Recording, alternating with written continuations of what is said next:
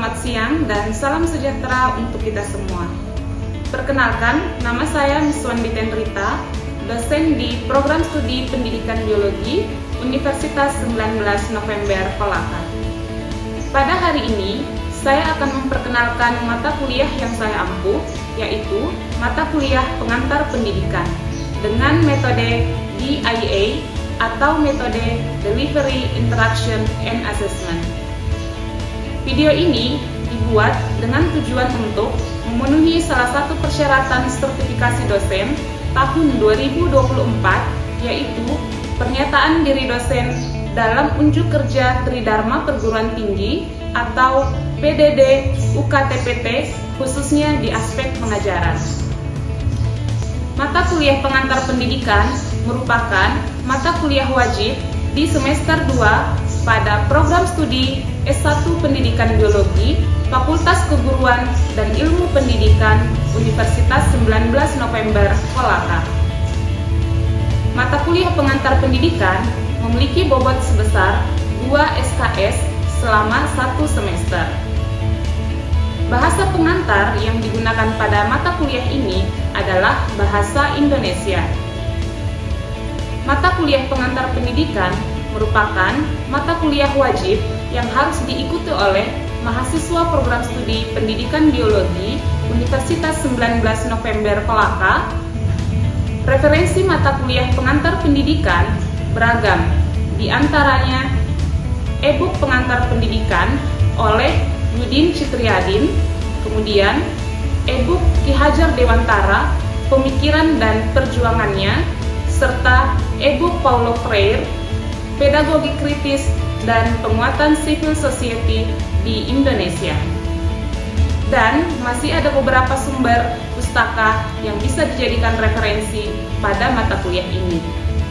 Pembelajaran di mata kuliah pengantar pendidikan dilaksanakan secara sinkronos dan asinkronos dengan menggunakan metode pembelajaran aktif yang mengutamakan peran dan keaktifan mahasiswa dalam proses pembelajarannya, yaitu pembelajaran kooperatif, kolaboratif, diskusi kelompok, problem posing, serta pembelajaran cooperative learning.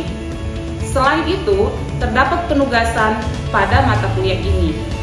Pembelajaran pada mata kuliah pengantar pendidikan ini dilakukan selama 16 pekan. Bentuk perkuliahan sinkronos dilaksanakan secara tatap muka di ruang kelas maupun menggunakan tools web conference seperti Google Meet atau Zoom. Bentuk perkuliahan asinkronos dilakukan melalui WhatsApp untuk memfasilitasi mahasiswa berdiskusi perihal mata kuliah pengantar pendidikan. Evaluasi pembelajaran pada mata kuliah pengantar pendidikan didapatkan melalui penugasan seperti membuat resume dan mind mapping, kemudian kuis interaktif, diskusi kelompok, UTS, serta UAS. Penugasan terstruktur baik secara mandiri maupun berkelompok dilakukan sebanyak 4 kali. Kuis interaktif dilakukan sebanyak 2 kali. Lalu, diskusi kelompok dinilai dengan berpedoman pada rubrik penilaian berdasarkan presentasi atau unjuk kerja, isi tugas, kerapian, dan ketepatan waktu pengumpulan tugas. Penilaian UTS dilakukan menggunakan rubrik MCQ atau Multiple Choice Question, dan penilaian UAS menggunakan rubrik holistik untuk menilai jawaban mahasiswa berdasarkan kombinasi semua kriteria.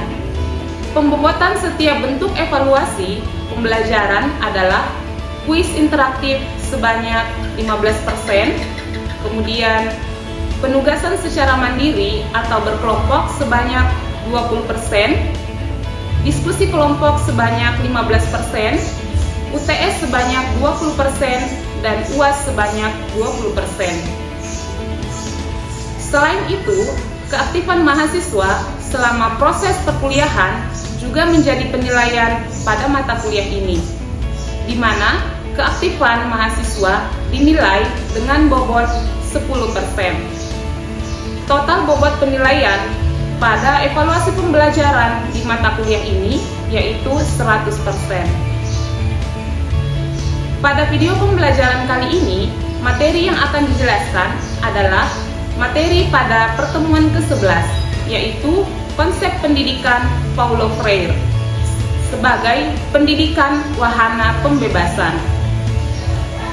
Capaian pembelajaran mata kuliah atau CPMK yang akan digunakan pada materi ini yaitu mahasiswa mampu memahami konsep pendidikan menurut tokoh pendidikan Paulo Freire, dan mahasiswa mampu menjelaskan implementasi konsep pendidikan Paulo Freire dalam pembelajaran.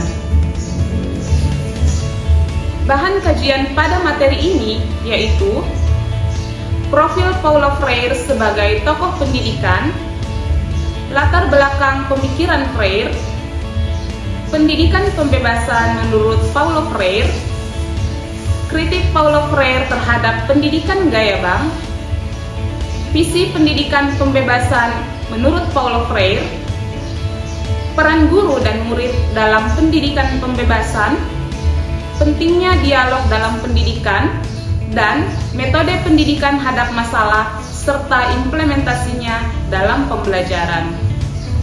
Demikian informasi yang dapat saya berikan mengenai mata kuliah pengantar pendidikan pada mahasiswa S1 Program Studi Pendidikan Biologi, Fakultas Keguruan dan Ilmu Pendidikan Universitas 19 November Kolaka.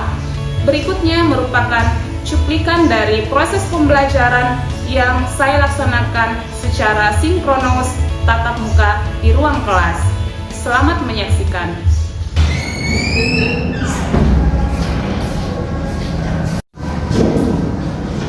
Bismillahirrahmanirrahim. Assalamualaikum warahmatullahi wabarakatuh.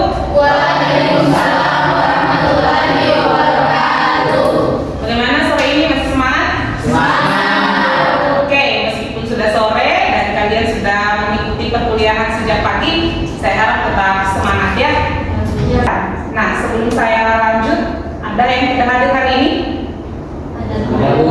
Berapa orang? 3. Kenapa tidak hadir? Sakit ya? Apa yang lain? Sehat? Sehat, alhamdulillah. Sebelum kita melanjutkan materi, mungkin kita berdoa terlebih dahulu ya, supaya pembelajaran kita pada hari ini bisa lebih dipahami lagi oleh adik-adik materinya dan membawa berkah ke depannya. Mungkin berdoa menurut agama dan kepercayaan masing-masing. Berdoa dimulai. Oke, selesai. Untuk materi kita hari ini yaitu tentang konsep pendidikan menurut Paulo Freire. Jadi seperti yang saya katakan di pertemuan 9 bahwa materi tentang konsep pendidikan menurut tokoh-tokoh pendidikan itu akan dipelajari selama beberapa pertemuan ya.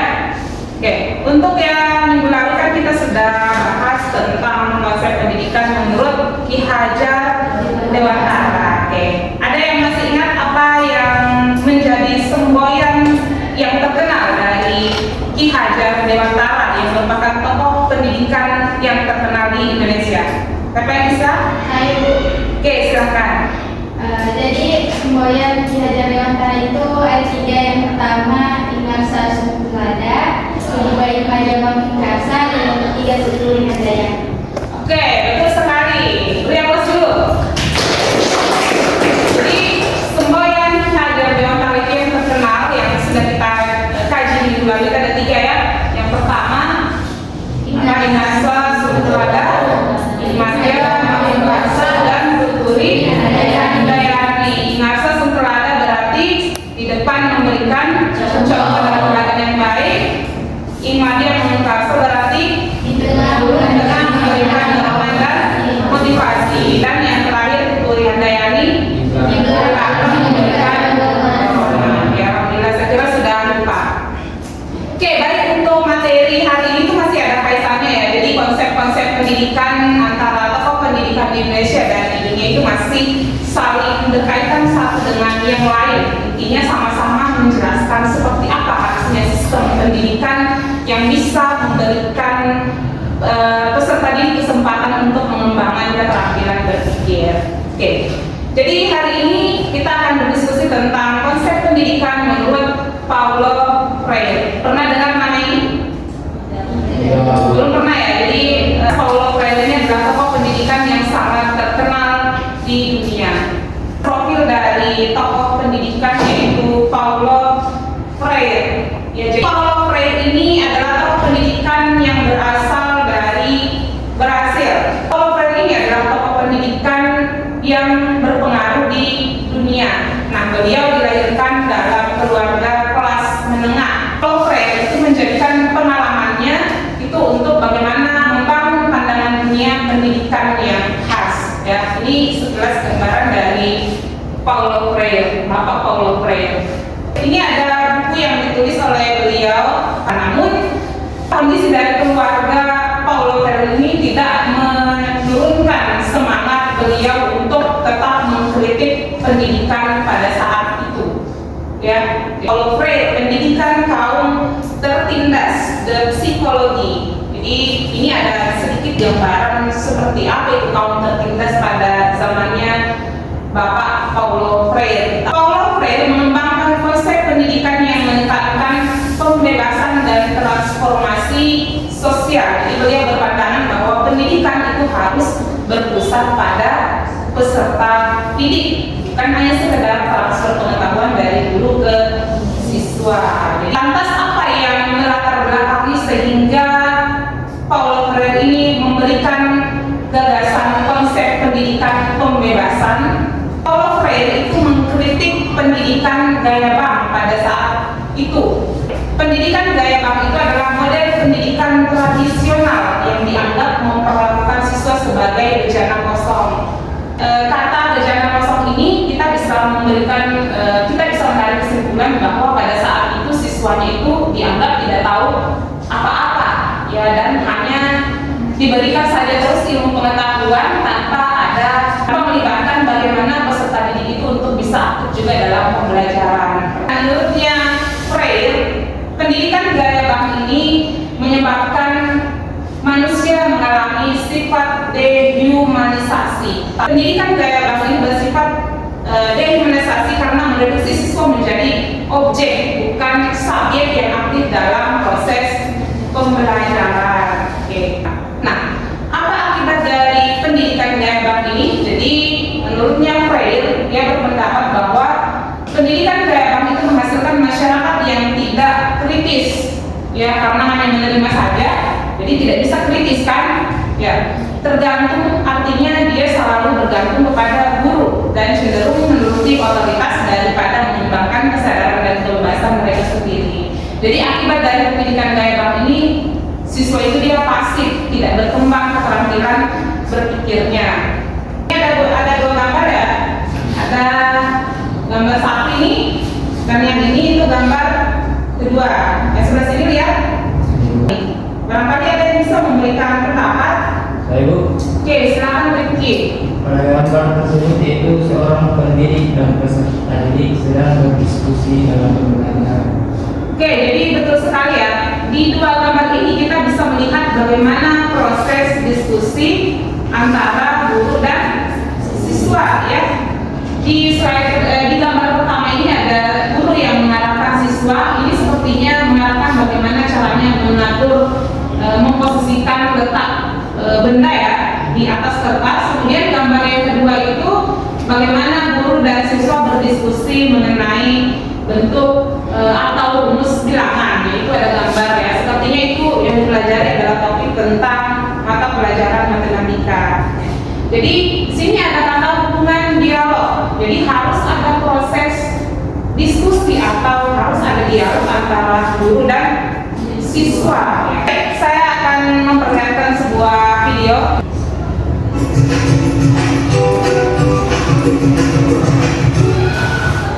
Welcome to this episode on active learning.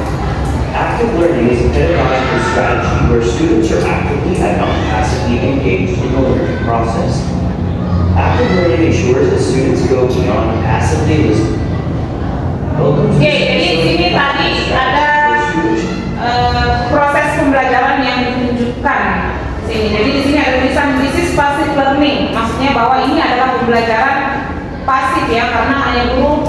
menjelaskan. Oke. Actively and not passively engaged in the learning process. Active learning ensures that students go Oke, this is active learning. Jadi ada diskusi ya. by giving Itu them ada siswa yang berdiri di depan. As a result of active learning, students are Okay. able to listen. Nah, di sini ada gambar ya, video sekilas. Kira-kira siapa yang bisa memberikan pendapat proses apa yang terjadi dalam video ini? Oke, silakan, Johan. Ibu, dari video bisa kita lihat bahwa seorang guru memberikan kesempatan kepada siswanya untuk melakukan eksperimen. Oke, betul sekali. Apakah langsung penjawab? Oke, silakan dulu. Jadi dalam video ini guru memberikan kesempatan kepada siswa untuk melakukan eksperimen. Ya, jadi ada kata kolaborasi dan critical thinking. Jadi kolaborasi itu adalah kerjasama dan critical thinking itu adalah bagaimana tujuan dari kolaborasi ini adalah membentuk keterampilan berpikir dari peserta didik. Such as critical thinking and collaboration.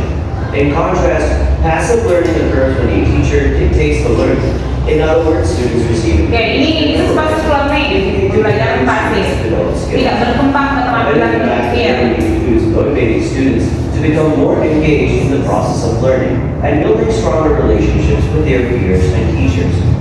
It is important to remember that Oke, baik. can happen. Tadi sudah ada beberapa yang ditayangkan ya. Yang pertama, ini ada gambar pertama, kemudian yang kedua, yang ini. Nah, kira-kira dari potongan video ini, siapa yang mau memberikan pendapat apa yang terjadi? Ini. Dari Bu. Oke, silakan, Salihah. Oke, baik Bu, terima kasih. Kalau menurut pendapat saya, dapat kita lihat dari gambar ini, kita bisa menyimpulkan bahwa setiap guru itu bisa memberikan kesempatan kepada muridnya untuk berdiskusi. Oke, baik, betul sekali ya. Plus untuk Salihah. Oke, jadi guru itu harus memberikan kesempatan kepada peserta didik untuk berdiskusi, entah di dalam kelas ataupun di luar kelas, seperti itu ya. Kita selesaikan And remember video. that active learning can happen beyond the classroom and without the teacher. However, students will still require Jadi dimanapun siswa berada, siswa bisa melaksanakan diskusi tanpa adanya guru. Kalau misalnya di luar kelas. group discussion, Nah, tapi meskipun demikian harus ada guru sebagai fasilitator. group work, and many. Jadi dari video ini kita bisa memiliki sedikit gambaran ya tentang seperti apa itu pembelajaran passive learning, dan seperti apa harusnya pembelajaran aktif ya. Jadi dari beberapa slide kita sudah mengetahui ya seperti apa fungsi dialog dalam pendidikan ya. Jadi Paulo Freire menganggap dialog itu adalah elemen kunci dalam proses pendidikan yang membebaskan, di mana dialog ini memungkinkan guru dan siswa untuk berbagi pengetahuan, pengalaman, dan pandangan secara setara. Jadi guru diberikan kesempatan untuk memberikan pengetahuan kepada peserta didik, dan peserta didik juga diberikan kesempatan untuk berbagi pengetahuan kepada guru maupun kepada siswa lain. Itulah yang dimaksud dengan setara, sehingga menghindari relasi yang hierarki dan adanya dominasi ya. Oke, dialog itu mendorong peserta didik untuk kritis, kemudian kreatif yang memberikan ide, dan aktif terlibat dalam pembelajaran. Nah, metode pendidikan yang ditawarkan oleh Paulo Freire ya, yang bisa digunakan oleh guru dalam mengajar, yang dikenal dengan pendidikan hadap masalah atau problem posing education ya. Nah, metode ini digunakan sebagai ilmu antagonis dari konsep pendidikan gaya Bank dan berorientasi pada pembebasan manusianya. Prinsip kunci metode problem posing itu ada 4 ya. Yang pertama ada proses dialog di dalamnya, diskusi, dan ada proses pembebasan. Jadi siswa diberikan kebebasan untuk mengajukan masalah dan memecahkannya dengan cara mencari solusi. Nah, bagaimana cara memecahkannya? Yaitu dengan cara kolaborasi atau bekerja sama. Dan kemudian di akhir metode itu ada kegiatan refleksi. Jadi siswa merefleksi apa kekurangan yang mereka sekiranya temukan selama memecahkan masalah yang dikemukakan di awal tadi. Jadi itu 4 kunci dari metode problem posing. Nah, ini bentuk implementasinya ya. Jadi yang pertama merumuskan pertanyaan, kemudian mengajukan hipotesis. Jadi pada saat siswa sudah merumuskan pertanyaan, dirumuskan jawabannya atau dugaan sementara dari pertanyaan. Setelah itu bersama-sama dengan guru serta siswanya memecahkan masalah atau pertanyaan yang dibuat di awal. Nah, langkah terakhir itu adalah proses refleksi. Jadi menyampaikan hasil dari pemecahan masalah, lalu kemudian melakukan refleksi. Ya, refleksinya ini bisa dilakukan dengan cara siswa, misalnya ya dalam pembagian kelompok ya. Kalau metodenya problem posing ada pembagian kelompok. Jadi kelompok lain bisa memberikan kira-kira apa saran untuk kelompok yang satunya ya. Apa kekurangan dari konsep yang dia kemukakan pada saat memecahkan masalah. Jadi, oke, baik, saya kira mungkin itu saja ya materinya tentang konsep pendidikan Paulo Freire. Jadi pahami ya sampai sini? Ya. Jadi apa konsep pendidikan yang terkenal dari Paulo Freire? Pendidikan pembebasan ya. Oke, jadi dari beberapa materi yang sudah kita diskusikan ya, jadi ini hanya beberapa slide. Saya rasa semua sudah bisa memahami ya. Ya, tadi juga sudah ditayangkan video. Oke, sebelum saya tutup, barangkali ada yang mau ditanyakan? Oke, silakan. Terima kasih atas kesempatannya. Jadi pertanyaan saya itu bagaimana contoh penerapan metode problem posing dalam pembelajaran biologi?